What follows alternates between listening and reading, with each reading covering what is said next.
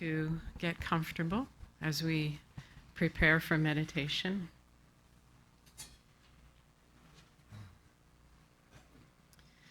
And just closing our eyes and slowing our breathing down. Just breathing in nice and deep and breathing out slowly.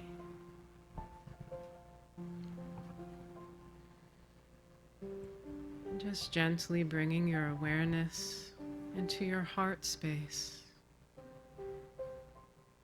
And as we move deeply within our heart, we call to our divine presence, that essence of God that we are. And as we call to that beautiful light of our divine presence, it flows all around us, and we breathe in that light. We allow it to fill us,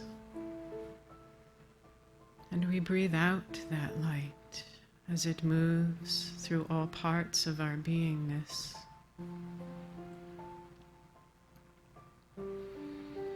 And we feel ourselves growing lighter and lighter. And within the very center of our heart, this light glows the brightest. And so from our heart, we now breathe this light down through our lower chakras with our intention and flowing on the breath. Just moving that light down. Moving all the way down through the earth star beneath our feet. Moving down into the earth heart chakra. Connecting our light deep within Mother Earth. And as we do so, we feel the consciousness of the earth moving all around us, responding to our presence.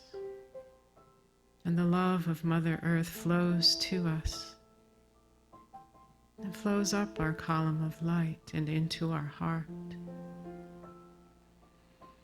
And as we sit within our heart, we feel that deep connection to the earth and to all the beings that are upon the earth.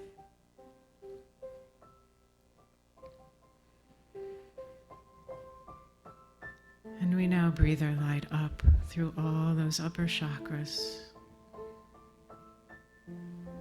Breathing up through our crown chakra and higher still, up through our soul star chakra, and higher still, up through those beautiful upper chakras, connecting into the source of all that is, the great mystery. And as we connect with the great mystery, we feel the consciousness of divine source, of our Creator, of God, responding to us, seeking that connection, and flowing that light and wisdom down through our column of light and into our heart. And we are expanded evermore. And from the center of our heart, we now breathe our light out to our left, unfurling a wing of light that now activates our portal of the feminine consciousness of God.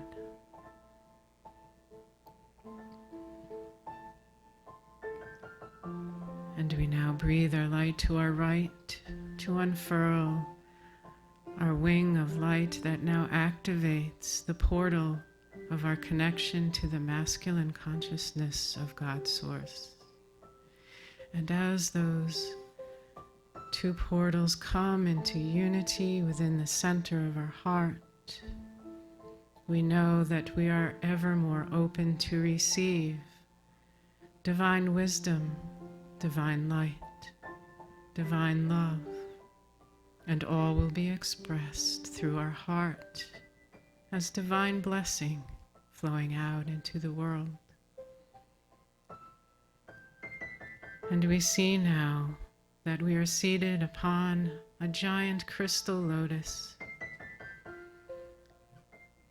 a lotus that represents the petals of our heart and our connection to God consciousness.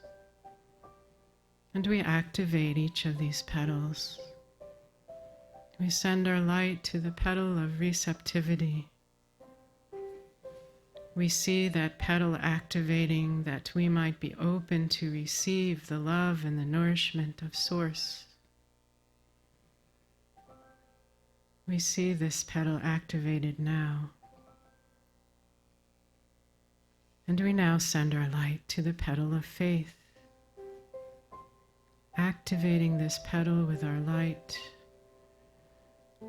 Faith in Source, faith in our own divine presence, faith that we are the living light of God upon the earth. And now we send our light to the petal of love, to open to the consciousness of unconditional love, where all is embraced and we are supported to see the gift in all things. And sending our light now to the petal of connection, connection through the one heart of God, receiving and understanding the consciousness of unity.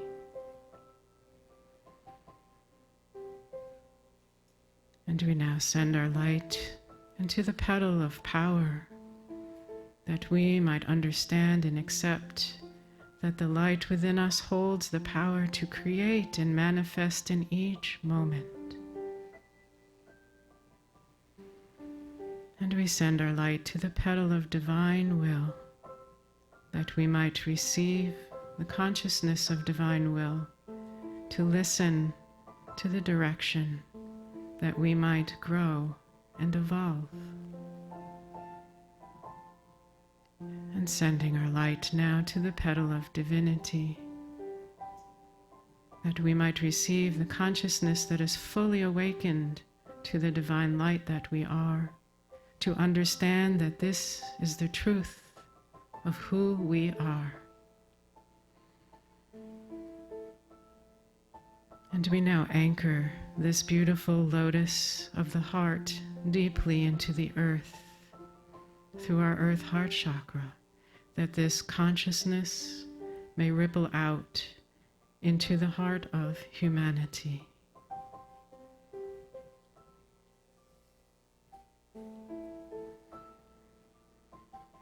And with deep gratitude in our hearts, we very gently bring ourselves back into awareness of our bodies, sitting in this room.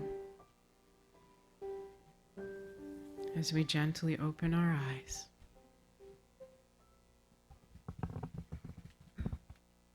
Thank you, Joy. That was beautiful.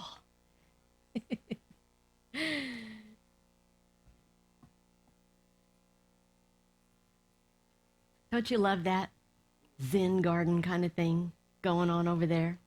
Harmony is established. A while back there was an interview of Dr. Joe Dispenza in the Unity magazine. Now, Dr. Joe, I've talked about him a lot.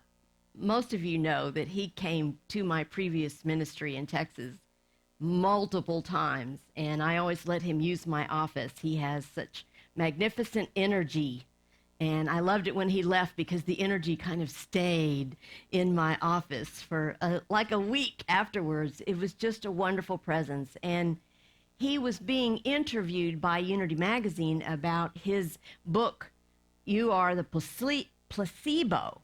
And in this article, it was about embracing change. And so I wanted to share with you that he's explaining that this book that he wrote is about manifesting a desired outcome from the quantum field, he said, is a matter of choosing a new future and then observing it into reality. And what I want you to know, if you don't know his history, is that he's a chiropractor who had a terrible cycling accident and had a spinal injury that they wanted to operate on. No one had ever refused surgery for that particular kind of injury, but he did. And he healed himself in 10.5 weeks through meditation and these practices that he is now going all over the world teaching everybody about. I know it sounds a little new agey, but it's based on what we teach in Unity and New Thought about how powerful we are to create our lives. Dr. Joe explains when you start thinking about what you want, that's called an intention. And as you ask yourself the what if question, that frontal lobe in your brain turns on. And if you begin to combine that clear intention with an elevated emotion because you're thinking about it, and now you're kind of getting excited about it, that kind of joy raises your vibration, you begin to experience that, and then you're teaching your body emotionally what the future could feel like. You're giving it a hint of what it is that you desire. And your body, you see, it doesn't know the difference between what you're thinking about and what you're actually experiencing. So it goes to that place. So just by thinking differently, you begin to change your brain. By feeling differently, you begin to change your body. So when you combine how you think and how you feel, you are creating your state of being. It turns out the quantum field primarily responds to who we are being, how we're showing up. What are we putting out there, right? So he's going around teaching people to be defined by something that exists as a possibility. Emotionally embrace that future and move into a new state of being through meditation. That's what he's teaching us. And so divine order, every month we have a new theme. And so this month we're doing divine order. So let's say our affirmation together and claim it.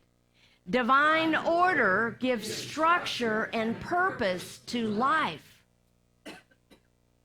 So harmony is established, and all you have to do is look around you to see that harmony. It's established in nature, isn't it? In the moon and the stars, in the ebb and the flow of the tides.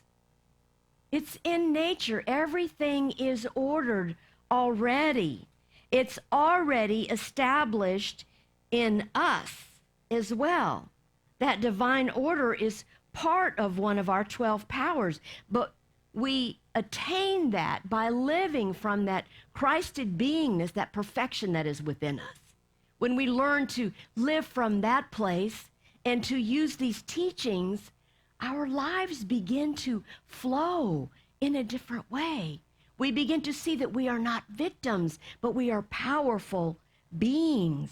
Think about the planets and think about looking back on your life from childhood. Can you see to this point the orderly growth that you have gone through, how you are changing and growing and evolving all the time? Or can you see how much knowledge you've gained, how much understanding of who you are and why you came? Do you understand that these insights are your learning experiences that you came here to experience, to grow in spirit, right? To grow in spirit. So the thing of it is, and you know this because I remind you all the time, the work is never done. The work is never done because we're eternal beings. We get to come over and do it again and again. We get to practice. We get lots and lots and lots of time to practice, to learn how to be the best that we can be. So we allow this divine order to unfold. And then what happens is we begin to learn to trust the universe has our back. You know, we're not here, these weaklings, doing things on our own. We are divinely guided by that Christ within us, and we have angels and teachers and guides and spiritual beings around us all the time, tapping us and directing us and helping us. So you know, we're celebrating 100 years of Daily Word. And so every week I'm reading something from this magnificent book. And this is what I found for today. It's from January the 8th, 1950. I wasn't even a twinkle in my daddy's eye yet. Divine order and harmony are now established in my mind, body, and affairs through the power of the indwelling Christ. That's the affirmation. That's where the talk title came from. Most of us feel a need for greater order in some phase of our life. We may need order in the functioning of the organs of our body. We may need order in our diet. We may need order in our selection of food. We may need order in our environment. We may need order in our relations with fellow men. We may need more wisdom and good judgment in handling our money, more discretion in our spending and our saving. We may need order in our mind. Not any of you, of course. We may need to learn to concentrate, to use our powers intelligently, to avoid scattering our forces by worry and fear. Whatever our need for order, the answer lies in the realization that the very spirit of life and wisdom and supply is within us. The spirit of the indwelling Christ is that source within us. It says, let us affirm that divine order and harmony are now established in our mind, body, and affairs.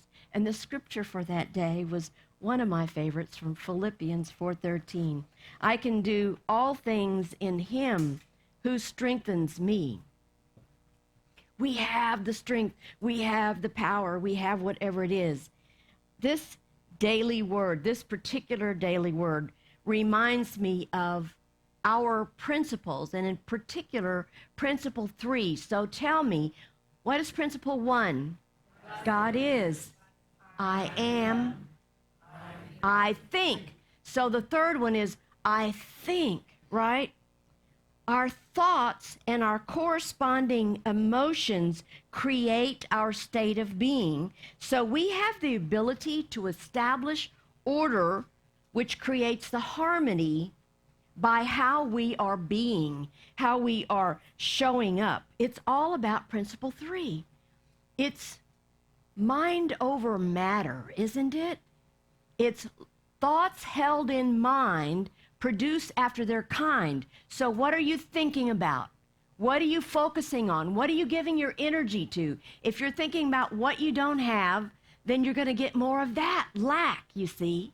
You have to think about what it is. What are the desires of your heart? What do you see, as Joe said, in your intention for what you want to unfold in your life? Take control. Don't be a victim and let life just happen to you, but choose how and what direction you want to go to.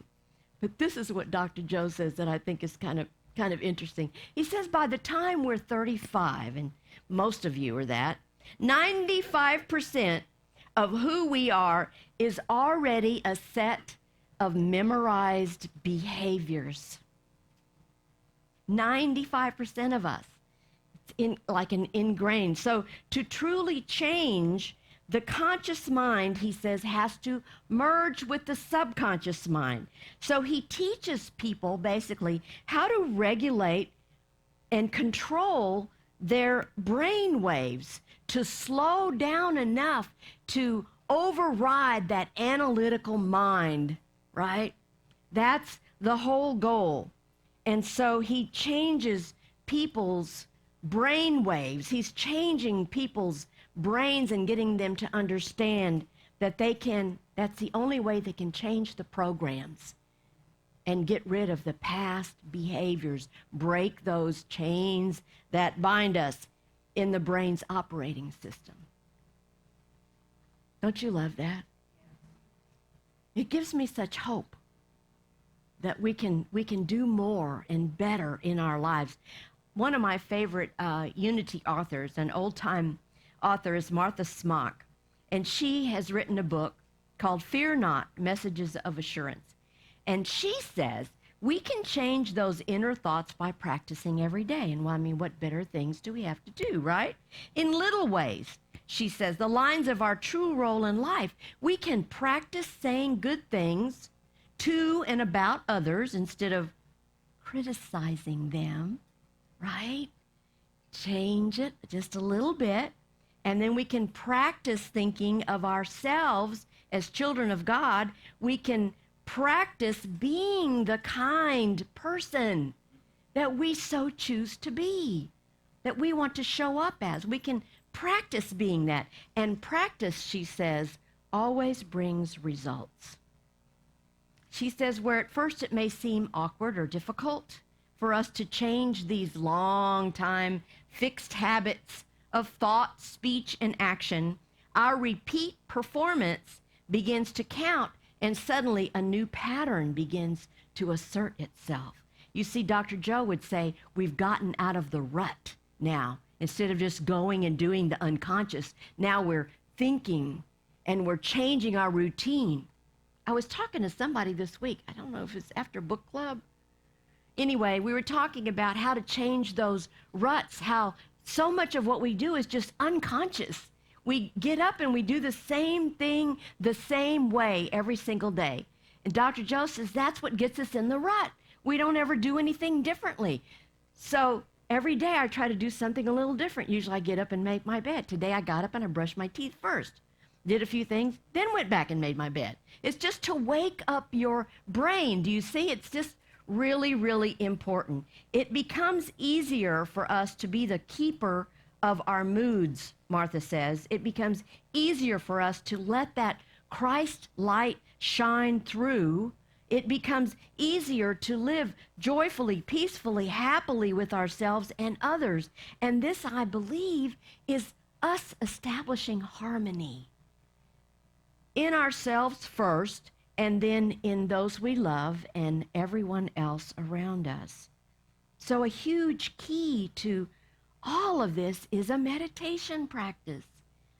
Some way to let go of that, what no longer serves us, and to begin to feel connected, as Joy did in meditation, to feel connected to the all that is, to the God of us, in us, as us, and through us. Emmett Fox has some really good advice. You know, I love his writing. And he has this book, Find and Use Your Inner Power. And he says what he does is, I see the angel of God in every change. That's how he chooses to show up, his state of being, he says. So one way that helps us maintain harmony is to see things rightly as Jesus taught us. You can use his affirmation every time, because this change that we're always going through is the law of growth. And without change, there is no growth. So it's going to keep happening. We just need to get better at coping with it. So that's what I love about Unity, is we give you practical tools. Emmett says, welcome every change that comes into every facet of your life. Insist it is going to turn out for the better, and it will. See the angel of God in it, and all things will be made new. Well, this morning, when I woke up and I start my meditation, I use the Insight timer. And get this, this is what the affirmation to start the day was. If you believe it'll work out, you'll see opportunities. If you don't believe it will work out, you will see obstacles. I'm like, that's what I'm preaching about today. What you think about, you bring about. So we interpret the Bible metaphysically, and today we are in Romans chapter 12, verse 16. Very simple. Live in harmony with one another. Do not be haughty, but associate with the lowly. Do not claim to be wiser than you are. This scripture is about us being tuned in and tapped into spirit with who we are, and how can we be more friendly and more neighborly in relationships with people. When we have a sense of sincere regard for others, it shows up in our energy. When we are kind and loving people and we show that to other people, it shows up. They feel it. So we're putting them first and ourselves second. We can always be understanding and considerate and hold a constructive attitude of mind, because isn't everybody going through something? A lot of people are going through change, and a lot of people are troubled. And sometimes for us, our establishing harmony is just being a listening ear. We don't have to give advice. Just listen and let people share with you what's going on in their life. We can be of the same mind toward one another by giving consideration to others and by trying to always hold thoughts of love and peace and joy toward everyone. We establish this harmony first in us, and then it goes out from us, and it impacts everybody else's energy and vibration as well. That's how much power we have when our state of being is in that place of harmony. Martha Smock has a title of a chapter in that Fear Not book that says, "You are not at the mercy of your moods." Aren't you glad to know that? I love it because she's talking about how important it is for us to let go of the resistance that comes up that we start feeling and look for the blessing in everything. This is especially true in our relationships. If we have some sort of inharmonious situation with someone in our lives, she says, we can overcome our inner resentment or resistance to the situation by blessing everyone concerned, including ourselves. And I have to tell you, I've been using this in spiritual counseling for a couple of decades now. It really works. You know, we have a tendency to want to fix other people. They're miserable, and we don't like seeing them miserable. So we want them to be happy. So we want them to get some of what we have, that feeling of the peace and harmony that's established in our lives. But it's not our job to fix others. It's all about consciousness. Everything is about consciousness. She says character is largely determined by habits, same thing Joe says, habits of thoughts, ideas, reaction, how we react to things, how we live, and how we practice consistently until actually it happens for us. Our wish comes true. Whatever we're focusing on, that is what we are manifesting. So that's why in Unity and New Thought, we spend so much time and energy talking about affirmations and how to use affirmations, because you see, they can also be habit forming.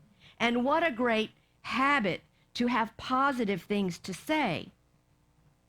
It should be like second nature to us. And before you know it, you'll start seeing it in the physical when you use them. So part of our work, you see, is getting out of the way. Hold the affirmation and then don't sabotage it by saying, I've been saying that affirmation for a week and nothing's happened. Or I've been saying that prayer and nothing's happened. Just say it, use it, practice it, and then let it go and allow the universe, allow details to unfold, because the details really are none of your business. It's up to Spirit. Your job is to hold the intention and to know it's going to unfold for you. Just imagine if you focused regularly on saying and feeling this affirmation. All things are working together for my good, and I am working with them in the wisdom and the power of Spirit. Do you feel the power in that? Or another one, even more simple and easier to remember. I go to meet my good. Say it. I go to meet my good. Don't you like that? There's power in there. And of course, these are based on Scripture from Romans 8:28, where it says, in everything God works for good for those who love him. So you see how your attitude, your expectation, your state of being is what helps us to establish harmony in our lives. You use that, plus you tune in to spirit, you do your meditation practices, you look for the highest good and happiness to unfold in your life, because you know that you are God in expression and that you deserve all the good that you can possibly imagine. And we get a chance every day because we are constantly evolving. We get a chance to tweak ourselves a little bit, tweak our practices, gear up and do more meditations. It's not about sitting in a lotus position, right, for hours upon hours. It's carving out quality time. Some of that is in nature. Some of that is watching a sunrise or a sunset. Some of it is just being aware of the presence of God in you and in all things. So when change comes about in your life, or relationships we're trying to resolve, we can take that kind of attitude and we can ask ourselves, are we going for good? Does God mean it for good? Yes, always. Then fear not, Martha says, because all things do work together for good. Enough preaching. Time for a joke. So this man walks into the seafood restaurant and he sits down and he says, I would like a lobster tail. And the waitress smiles sweetly at him and she begins to say, once upon a time there was this wonderful lobster. I know, corny but short. I am closing with Joy's book today. I don't know if you know that she wrote this book, Secret Silent Voice Within, and it's poetry. And the artwork is phenomenal. She autographed it for me. I'm so happy. This particular one that I picked for today, this poem, is called Following the Path. Striving earnestly, an initiate, ripe and receptive, seeking the realms of spirit, stops just outside of the door of self. Unweaving and coming apart while leaning into feelings of inadequacy and delusions of ego, yet finding the courage to clear what blocks the soul, becomes resolute to cross the threshold and behold the grand mystery. Following the path of veneration and love, she passes through a portal of light, merging at last with the one heart of all, discovering this. She had nowhere to go, being already there. Oh my gosh, do you love that? Okay, I'm just telling you, I got God bumps halfway through. So that's harmony. That's harmony being established. Thank you so much. I love you guys. God bless. Thank you. Now's the time in our service when we get to share from our blessing into this ministry. So whether you've given online or through PayPal or Breeze, or you send things in on a regular basis, however you are sharing your good, we are so grateful. So let's bless it together now. Divine love through me blesses and multiplies all that I am, all that I have, all that I give, and all that I receive. Thank you, God, that this is so.